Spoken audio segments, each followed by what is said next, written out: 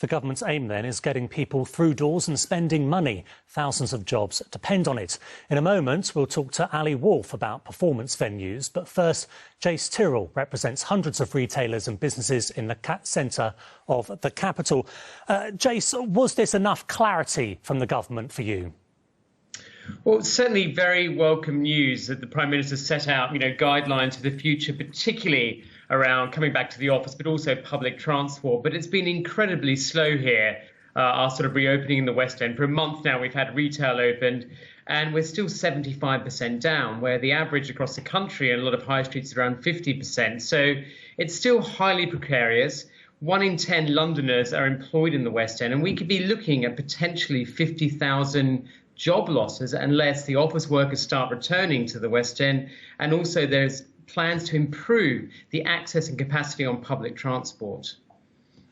And I suppose there are knock-on effects, aren't there, for all the businesses that then supply those shops and businesses that you represent, and it cascades out? Completely. I mean, there is a whole ecology here of the restaurants, the cafe, the coffee shops, the theatres, the retail, obviously the fashion industry. A lot of the head offices are based here. So the whole West End ecology is highly important. Say 1 in 10 Londoners are employed here. So we need to make sure that we do encourage our office workers back to the West End, but also Londoners. I mean, we haven't got all the tourists here, and we're not going to have them for quite some time in central London. So Londoners won't have a summer like it.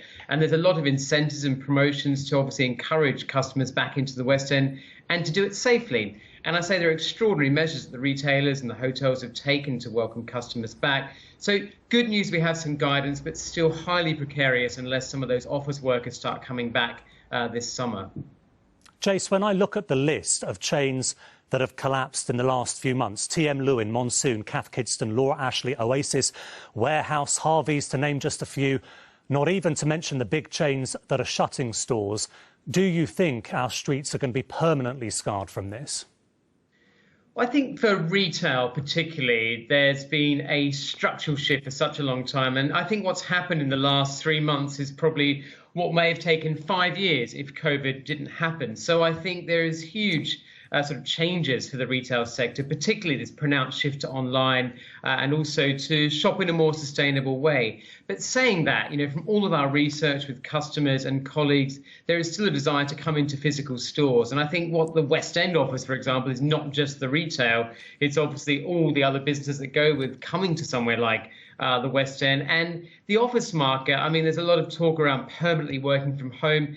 But again, that interaction between colleagues and actually the leisure and other activities that go with coming to the office is still going to be here. So it will change. And I think we'll have new types of retailers and businesses opening in the West End. Look at Microsoft that's opened on Regent Street in Oxford Circus, for example.